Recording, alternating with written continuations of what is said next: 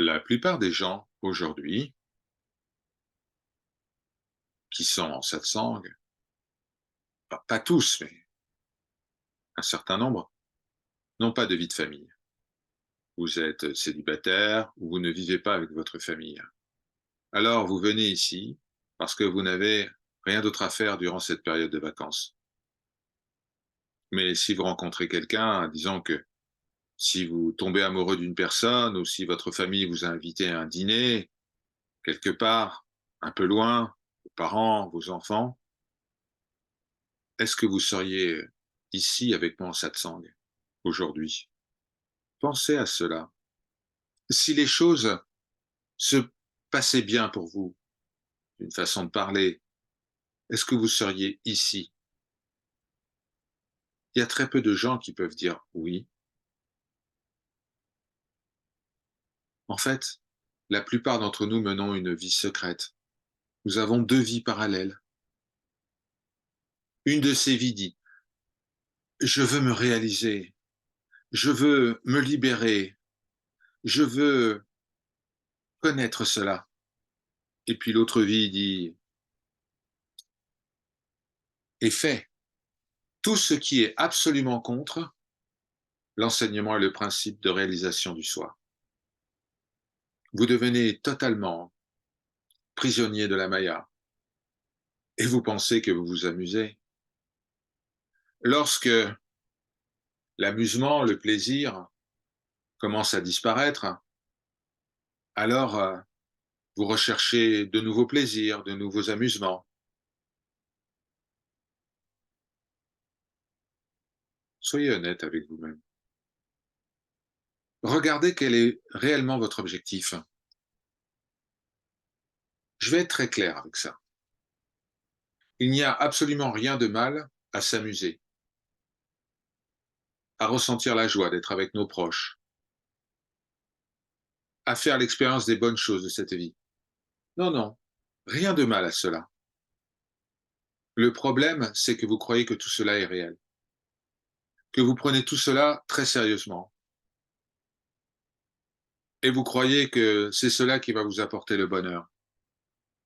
Aller à des dîners, aller au cinéma, aller voir une pièce de théâtre, à l'opéra, inviter des amis. Il n'y a rien de mal à ça. Enfin, tant que vous êtes conscient que ce n'est pas cela qui va vous apporter le bonheur. Maintenant, vous savez que rien dans ce monde ne peut vous apporter le véritable bonheur. Le bonheur est en vous. Vous êtes pur bonheur. Ce que vous faites en réalité, c'est permettre au mental de se déposer dans le cœur. Lorsque le mental est satisfait, que vous ayez quelque chose à aimer dans cette vie, eh bien, le mental se dépose dans le cœur. Et lorsque le mental se dépose dans le cœur, le bonheur émerge. Parce que le bonheur est votre véritable nature. À chaque fois que le mental se met en quête de quelque chose pour expérimenter le bonheur, eh bien, tant que cette chose ne sera pas expérimentée, le bonheur ne sera pas ressenti. Mais dès que c'est fait, eh bien, le mental se dépose dans le cœur et le bonheur est vécu. Et pendant tout ce temps, vous croyez que c'est cette chose à l'extérieur de vous-même qui a apporté le bonheur, que c'est un objet qui vous a apporté cette grande joie. Mais l'objet n'a rien à voir avec cela. C'est lorsque vous êtes satisfait, lorsque le mental se dépose dans le cœur, lorsque vous devenez heureux, cela n'a rien à voir avec l'objet. Alors nous apprenons à déposer le mental dans le cœur tout le temps et être heureux tout le temps. En réalité, nous pouvons être heureux, quelles que soient les circonstances, même si nous sommes en prison, même si nous sommes en enfer. Tant que nous ne laissons pas le mental s'échapper du cœur, nous sommes heureux. C'est un peu comme une personne qui est assise sous un soleil brûlant, et puis elle voit un arbre, et puis elle peut se réfugier au pied de cet arbre, se mettre à l'ombre. Et puis dès qu'un peu de confort est ressenti, alors la personne retourne au soleil. Elle est brûlée, elle retourne au pied de l'arbre. En réalité, seul un fou continuera à s'exposer au soleil. Mais c'est exactement ce qu'on fait. On continue à chercher des choses à l'extérieur qui nous rendraient heureux. Et puis, quand ces choses disparaissent, cela nous rend tristes. Mais dès que nous pouvons nous asseoir tranquillement et que nous pouvons ressentir cette paix, ce bonheur immense, alors nous pouvons faire ce que nous voulons. Le bonheur ne change plus. Le bonheur est notre véritable nature. Nous sommes cela. Il nous faut être conscients de cela tout le temps. Nous devons réaliser que nous n'avons pas à aller ici ou là, ou faire ceci ou cela.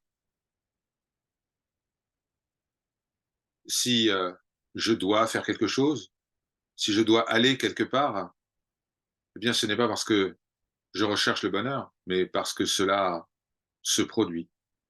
Tout simplement, ça n'a rien à voir avec mon bonheur. Je ne vais pas devenir une meilleure personne si je vais à tel endroit ou si je fais autre chose. Toute la connaissance nécessaire est en vous. Toute la paix est en vous. Toute la joie est en vous. Tout l'amour est en vous. Et comme votre véritable nature est partout présente, alors, où que vous alliez, quoi que vous voyez, vous êtes en vous. Il n'y a que cela. Lorsque vous reconnaissez cela, les autres sont vus comme cela. Le monde est vu comme cela. L'arbre est vu comme cela. Le ciel est vu comme cela. Les planètes sont vues comme cela. L'univers entier est perçu comme cela. Alors, où que vous alliez, quoi que vous fassiez, vous contemplez le soi. Et le soi est toujours amour, compassion, paix, plénitude.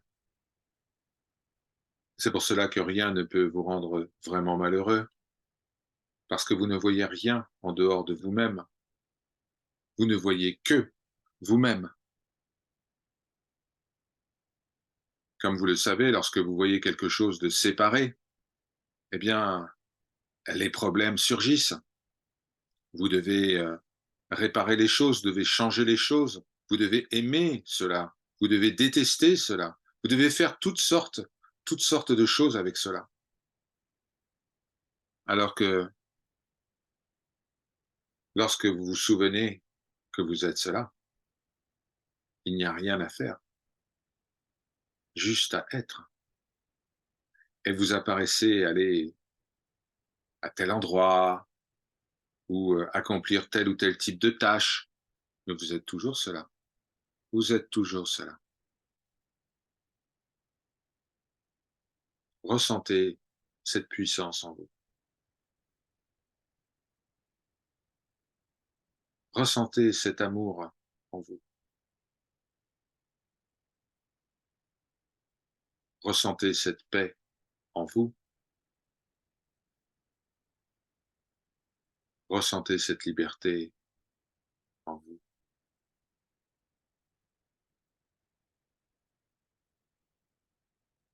Ne voyez-vous pas que vous êtes cela?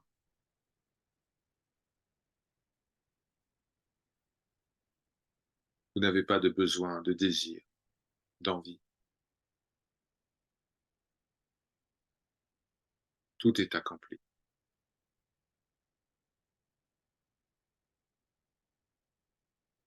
Par sa grâce. Om Shanti, Shanti, Shanti.